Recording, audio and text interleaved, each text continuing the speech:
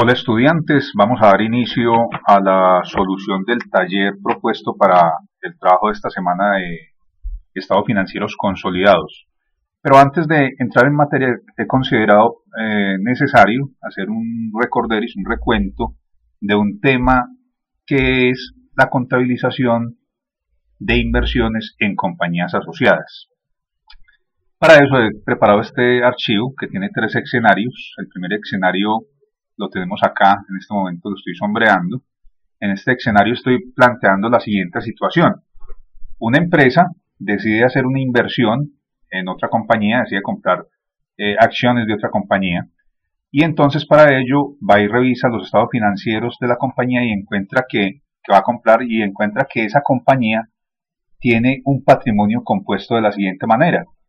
Dice que el capital social es de 1000, la reserva legal es de 400, la reserva estatutaria de 200, las utilidades acumuladas de 600 para un patrimonio total de 2200. Esta empresa que está interesada en comprar parte de este patrimonio no quiere comprar el 100%, solamente quiere adquirir el 80%. Eso quiere decir que estos 2200 va a adquirir el 80%. ¿Qué situación se puede presentar? La primera situación es que la empresa interesada en la inversión, a la que vamos a llamar matriz, va a pagar el mismo valor por las acciones que tiene el patrimonio de la asociada a la par, es decir, va a pagar lo mismo que diga su patrimonio. En este caso, si estamos diciendo que va a adquirir el 80%, entonces encontramos que el 80% de ese total patrimonio, que son 2200, asciende a 1760. Entonces, en este primer escenario, la empresa va a pagar 1760 sobre ese 80% de 2200, o sea que no va a haber variación. En otras palabras, la diferencia entre el valor de la inversión y el valor pagado es cero. ¿Cómo se contabiliza? Muy sencillo. Nosotros recordamos esto de Contabilidad Financiera 2, donde nos decían que debemos contabilizar mediante un débito a inversiones, a la cuenta de inversiones, acá lo estamos viendo, y la contrapartida pues será una cuenta por pagar o será un pago con el banco, un crédito de 1760. Aquí tenemos entonces la contabilización. Ahí no hay nada diferente a lo que ya conocemos. Una segunda situación se presenta cuando la empresa matriz quiere comprar la misma compañía, también quiere comprar su 80%, el 80% vale 1760, pero hay un detalle. Resulta que la empresa asociada sobre la que se va a adquirir el 80% es muy atractiva para la matriz. Entonces la matriz está dispuesta a pagar un poco más por ese 80% de lo que aparece registrado en los libros de la compañía asociada. Miren ustedes entonces que en el ejemplo les estoy colocando que aunque el patrimonio que se va a adquirir asciende a 1760, la matriz está dispuesta a pagar 1900 por ese 80%. ¿Eso qué significa? Que hay un pago, un exceso en el pago de 140, que es el mayor valor entre lo pagado y lo que vale el 80% del patrimonio de la compañía asociada. A esos 140 se le va a llamar en normas internacionales de información financiera, se le va a llamar plusvalía implícita. Antes, cuando hacíamos aplicación de las normas locales, es decir, del Colgap, a la plusvalía implícita se le decía crédito mercantil adquirido, pero ahorita bajo NIF ya estamos hablando de plusvalía implícita. Miremos entonces cómo se contabiliza esta transacción. Venimos y hacemos lo siguiente, decimos que a la cuenta de inversiones le vamos a dar un débito de 1760. A otra cuenta que se llama plusvalía implícita, que es una cuenta intangible, de un concepto intangible, le vamos a dar un débito de 140, es decir, vamos a separar el costo de la inversión de la plusvalía implícita. Estos dos débitos sumados pues me dan 1900, que es lo que sale del banco, y le hacemos un crédito al banco. Ese es el caso cuando la compañía está dispuesta a pagar más de lo que aparece registrado en el valor en libros de la compañía asociada. Veamos el caso contrario, el escenario número 3. Encontramos entonces que el patrimonio es lo mismo, vale 2200, el patrimonio de la compañía que estamos interesados en adquirir, la asociada. Vamos a adquirir el 80%, o sea que de esos 2200 vamos a adquirir 1760, como está ahí la fórmula. Pero resulta que nosotros, como compañía matriz, estamos dispuestos a pagar solamente 1.700, es decir, 60 menos que lo que aparece en libros. Así las cosas, uno se pregunta, bueno, entonces, ¿cómo se contabiliza? Y la respuesta es esta. Simplemente se contabiliza el valor pagado 1.700 contra bancos 1.700. O sea que lo que hacemos es que reconocemos en la contabilidad, en la cuenta de inversiones, únicamente el valor pagado. Esa sería entonces la manera en que nosotros utilizamos la contabilización de las inversiones en estos tres escenarios. Ahora bien, resulta que pasado un periodo o cada que se terminan los periodos contables, las compañías en las que hemos invertido presentan sus estados financieros. Nosotros aprendimos también en contabilidades pasadas que cuando eso sucede, tenemos que mirar qué porcentaje de participación tenemos como matrices sobre esas compañías asociadas. Y si tenemos más del 50%, como es el ejemplo que les he traído acá en estos tres escenarios, entonces estamos obligados a aplicar el denominado método de participación patrimonial. ¿Sí? Método de participación patrimonial. ¿En qué consiste el método de participación patrimonial?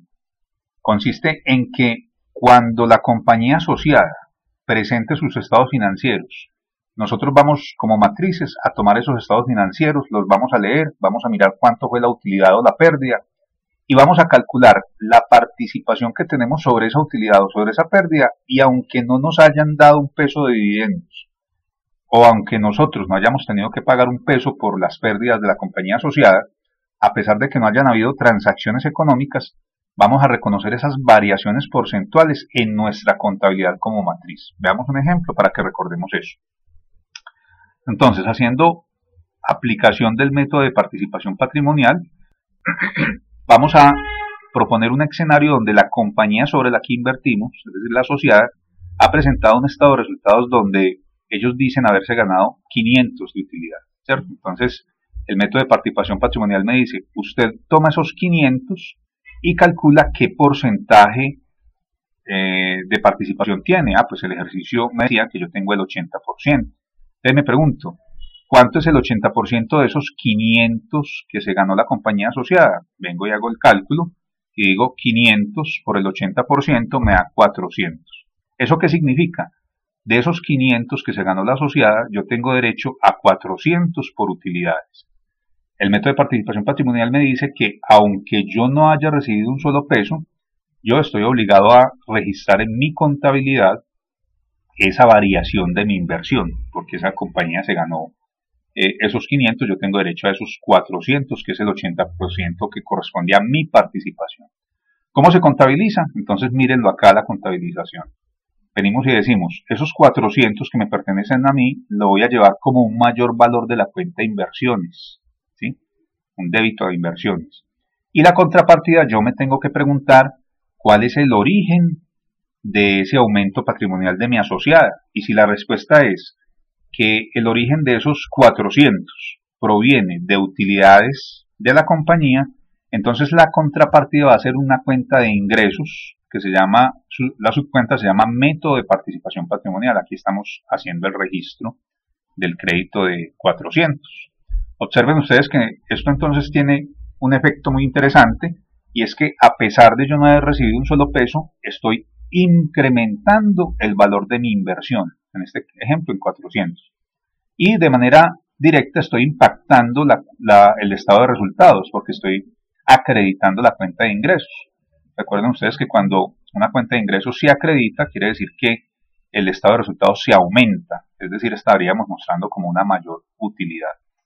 Eso en el evento de que en mi compañía asociada haya obtenido utilidades.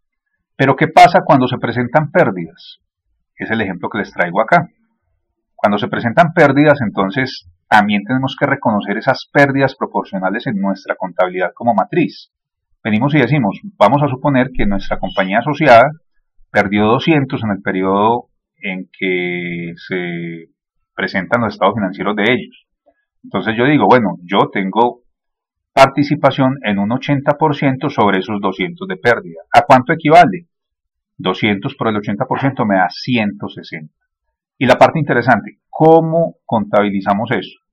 La respuesta es, disminuimos la inversión, o sea, estamos reconociendo que mi inversión perdió valor. En cuanto en la pérdida que me corresponde a mí, le hacemos un crédito a la cuenta de inversiones de 160, y la contrapartida, entonces, también es una cuenta del estado de resultados que se llama gasto por aplicación del método de participación patrimonial. Entonces, de esa manera, lo que logramos con este asiento es que disminuimos la inversión y afectamos el estado de resultados en 160. Recordemos que cuando una cuenta de resultados, como son las cuentas de gastos, las debitamos, estamos ocasionando que mi estado de resultados se afecte. En este caso, se disminuya el estado de resultados porque estamos haciendo un débito. Muy bien, entonces de esa manera hemos terminado muy rápidamente. Esto tiene muchos otros detalles que se deben estudiar con cuidado, pero en el momento en que se está analizando el tema de método de participación patrimonial, aquí solamente he querido hacerles un recuento porque vamos a necesitar este tema para entender el proceso de consolidación de estados financieros que serán analizados en los siguientes vídeos.